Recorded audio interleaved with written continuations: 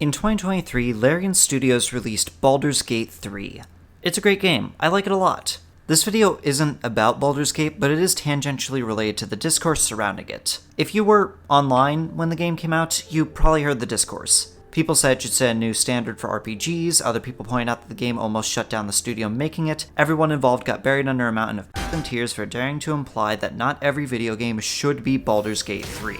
I'm getting a little ahead of myself here, and I'm not gonna sum up this discourse in its entirety. I'll link Noodle's video on the topic in the description if you're interested. He sums it up better than I would, and I generally agree with every take he has in the video. Rather, this video is about how common this mentality is. The reason the discourse started in the first place is because arguments about Baldur's Gate 3's scope turned into a conversation about quality. So when people heard it should set a new standard for RPGs, disgruntled gamers who were upset with the state of AAA gaming said, yeah, of course we want every game to be this good. In the process, they missed the point that the discussion was about scope and mechanics. Of course we want every video game to be good, but we don't want every game to be the same. Putting so much emphasis on a single game in a genre is short-sighted, in a word, and I'd argue it leads to a lot of the problems I've already discussed on this channel, well, with oversimplification in regards to comparison, and I will talk about them more in the future. I like the games I'm going to talk about today, but I think to get to the point of this video, letting a game dictate genre limits the variety in games we get and pressures developers into making more of the same. The target of this video are these games that essentially become paragons of their genre, these shining examples that the community idolizes arguably to a fault.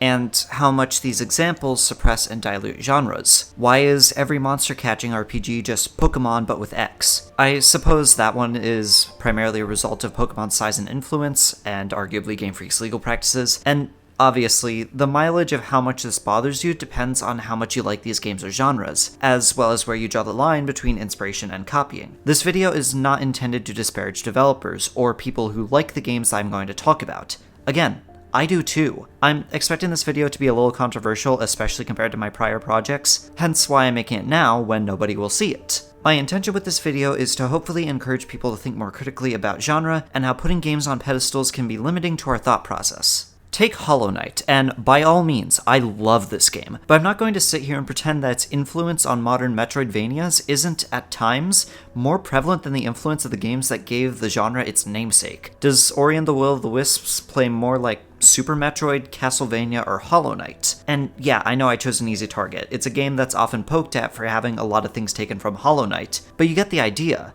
This might sound contradictory to the points I've made before, but I'll do my best to explain the difference. I've already talked about subgenres and how much I love finding more about what I like in the gaming sphere, especially after finishing a game that I really like and I'm left craving more. There are times when I'm searching for a similar experience to feel that high of playing a game for the first time again, which is why I understand looking at a game and exclaiming that it's the next blank. It's also why I don't envy the developers who then have to make a game in the same genre. The Wizard of Legend 2 demo was criticized for just being sort of a Hades clone, because that game was so influential that it sparked a new wave of interest in top-down action roguelikes, even though Wizard of Legend was already an established game. In practice, this meant alienating Wizard of Legend fans. There's a line between inspiration and imitation, and the more a genre's player base pressures developers to make a game like their favorite because of a raised standard, supposedly, the more they start to crack under the pressure, from which their unique identity starts to leak out. There's nothing wrong with wearing your influences on your chest.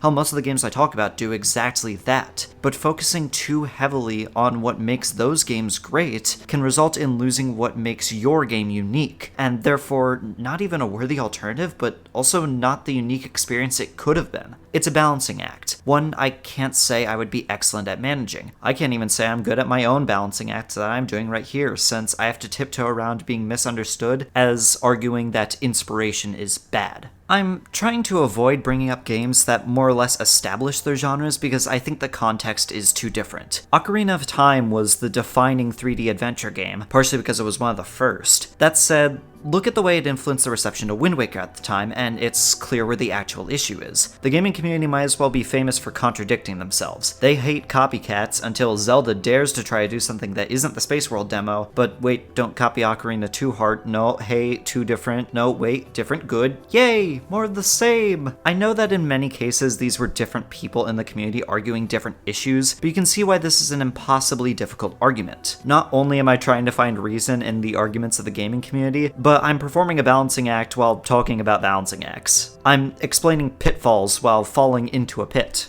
Of course, a lot of 3D adventure games are going to have Ocarina DNA somewhere in there, in the same way that Zelda and Link to the Past show up in 2D ones. When you establish a genre, you inspire the games that then become the inspirations. My problem is when a good game recontextualizes an established genre so much that other games feel the need to adapt or die. When gamers argue that these games should be used as a standard, therefore implying that's not the production quality, unique ideas, and effort that defines them and their influence, but rather the exact specific ways that this game and nobody else does it, then you're being unfair to everyone. There are lessons to be learned from these games and their success, but claiming them as standards for their genre is why the AAA gaming state is so derivative. And the more this creeps into the indie sphere, the more I worry we'll lose what I love about indie gaming. The fact that every experience is unique, that every game is a reflection of its creators. Even games that occupy the same subgenre can still feel unique. This isn't me misunderstanding subgenres. Vampire Survivors, Brotato, 20 Minutes Until Dawn, these games occupy the same subgenre of roguelike and have similarities, but I like them for what they do differently. Maybe that's what people refer to when it comes to standards though.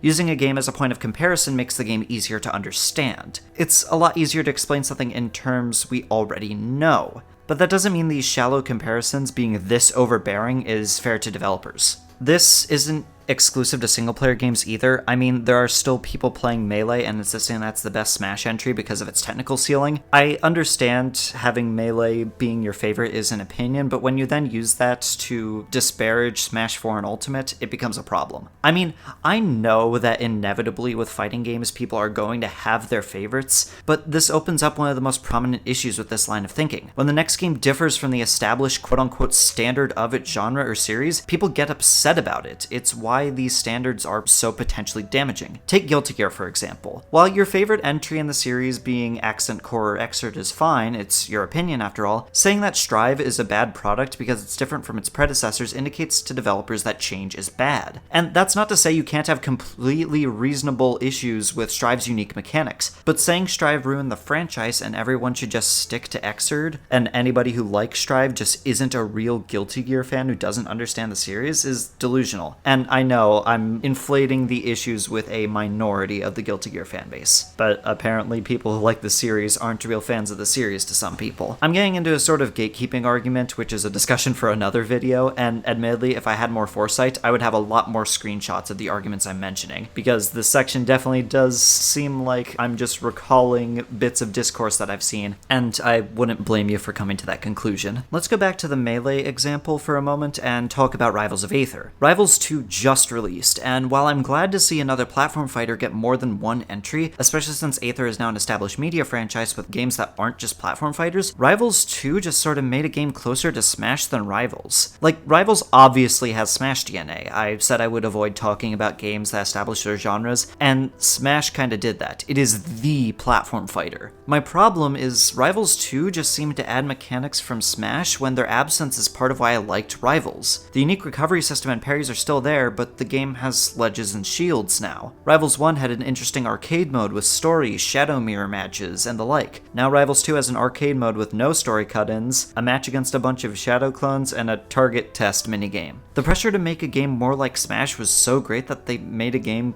closer to Smash. That isn't to say Rivals 2 is somehow not a Rivals game. I would be a hypocrite if I claimed as such because of what I said about Guilty Gear. It's really unfortunate that Rivals 1 was vastly overshadowed by its addition of the workshop, and again, I'm really glad the studio is finding success. But overhauling the visuals, gameplay, and vibe to feel more like Smash is disheartening, all because Smash is more influential than platform fighters as a genre. Using games as a baseline rather than genres is overly derivative. To say a game is X but with Y implies that the first game is more influential than the genre it occupies. And when you let a game become more influential than its genre, you'll You'll end up with more of what you already have. It doesn't seem harmful on the surface until you consider how this affects the conversation around development and expectations for developers. When the discussion becomes about a genre's standards being redefined by a single game, the focus is on the mechanics of that game rather than its quality. Again, we want all of our games to be high quality, finished, stable releases. This is not me advocating for unfinished, underperforming, sloppy products. It's me saying we need to be careful when discussing the best examples of genres so that the discussion doesn't get confusing. Games don't need to copy the mechanics, scope, direction, and overall vibe of a success in order to be successes in their own right. You're probably nodding along and agreeing with this because this is a take that most of the community is going to agree with. Again, the source of this issue is not the discourse itself, but rather the fact that the intent of this discourse can get lost in all the arguing. I'm hoping I can define it in simpler terms to highlight the problems so that we're all keeping in mind what matters. Every monster-catching RPG is a Pokemon, every platform fighter is Smash, every social deduction game is Among Us, every sandbox is Minecraft. I have so many examples of this, I could be here all day. But rambling about examples isn't going to bring us anywhere. It's only really going to serve to beat down the developers already weighed down by either their game's success, the expectations of the community based on other successes, or both. You already see the issue. The way we talk about games online results in an oversimplification of genres, causing the very idea of genre to lose weight in favor of comparing games more directly.